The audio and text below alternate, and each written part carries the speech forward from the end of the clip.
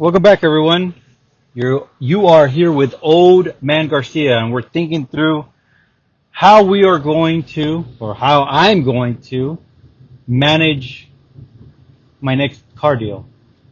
And the reason I'm bringing you all on this adventure is because I know that there's a lot of people out there just like me who don't know a whole lot about how a car deal works and are inexperienced.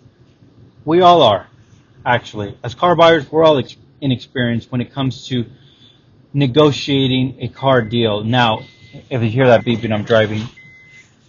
If you're an experienced car negotiator, it's because you purchase a lot of cars or you lease, and that's fine, and you can provide huge insight if you're able to get a hold of me. But ultimately, I'm here just talking it through with you all so you can have a real life perspective of what exactly it took me to get the deal that I wanted. Now, I may end up visiting more than one dealer, and it may seem like a lengthy process, but for me, I know that that is what it's going to take in order for the right deal to land, and that is walking away and being able to just say no. As I explained previously in an old episode, I got lucky many times when I was younger, when I would go into the dealership and never bought anything because whatever they did, it didn't work, and naively, I could have easily been just sat down in the office and signed on paperwork. And that's just one thing I refused to always do. I remember back in the day, I sat down at a Chevrolet dealership looking for a ZR2. They sat me in the office, and it was him and the manager, and they were pressuring me into signing paperwork. And I just said, all I want to do is look at it, and I just want to test drive it. And eventually, they just got frustrated and left me alone, and I walked out, which was now I look back at it, it's quite miraculous that I didn't sign anything. But anyway, I digress. The reason I'm calling you all, sorry, I have you on my headset. The reason we're talking here is because I want to explain what it is that I've come to learn.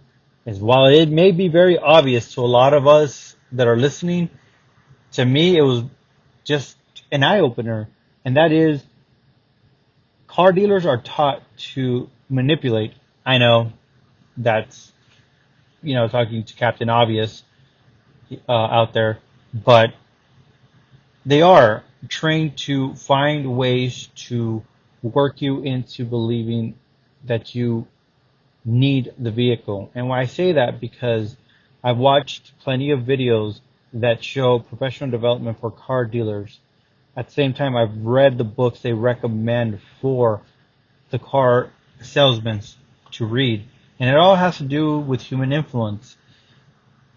Take Dale Carnegie, for instance. They use some of those ideas and influences, getting you to say yes, that changes your physiological response, getting you to move away from the no, distracting your attention from what's important. All of those are just key moves to getting the buyer to stay focused on their agenda, their narrative. So as I listened to, I guess he's a guy who was successful in car deals, he talks about how there's different types of personalities that walk in. You have the people who are very eager, and those are the people that you could follow narrative A. But then there's people who go in there and have the attitude that you don't need to worry, like the person doesn't need to worry about incentives going away because there's always going to be another incentive. And that's the car buyer that a lot of salesmen struggle with because there is no motivation.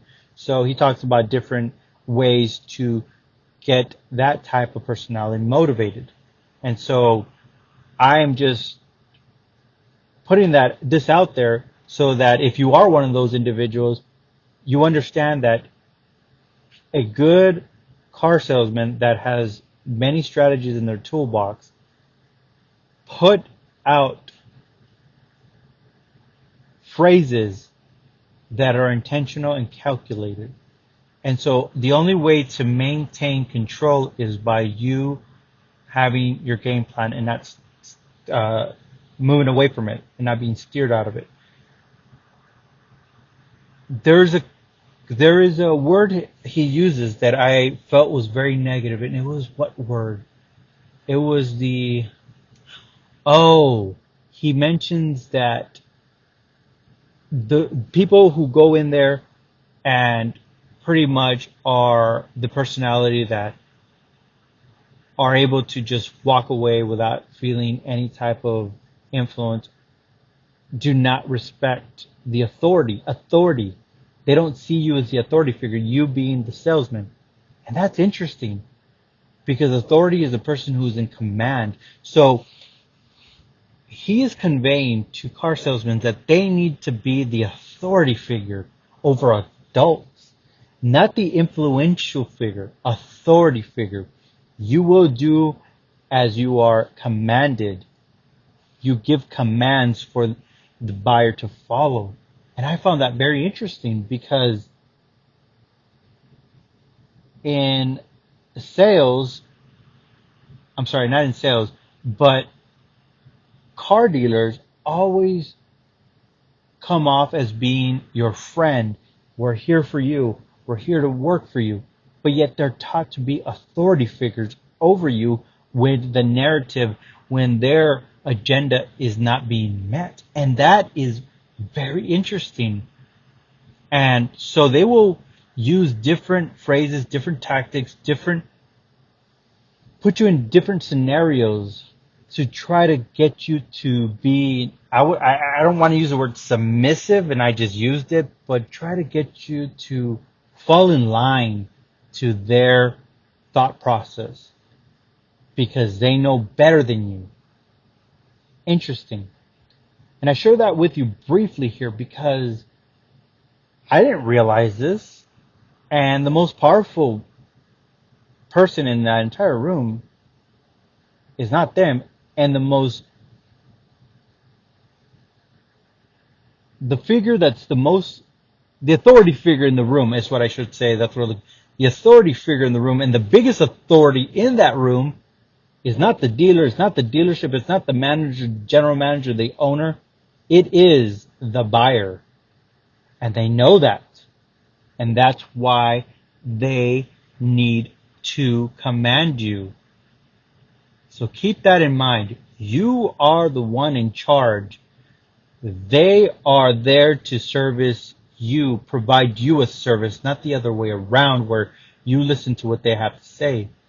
And it is very vital for us, the car buyers, us who don't know a whole lot, to become invested in this type of research because when we don't know, that's when we are placed in a situation that makes us easy to fall into their influence. Anyway, I'm not trying to make car dealers out to be bad guys, but at the same time, I mean, using the word authority to train car dealers is not something that's very favorable, at least in my mind.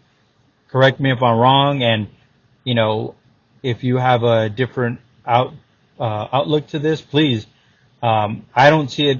I'm not trying to be negative here. I'm just trying to put it in perspective of how they're trying to make the most out of any situation with any person, and what different tactics they're using to ensure the sale of the car.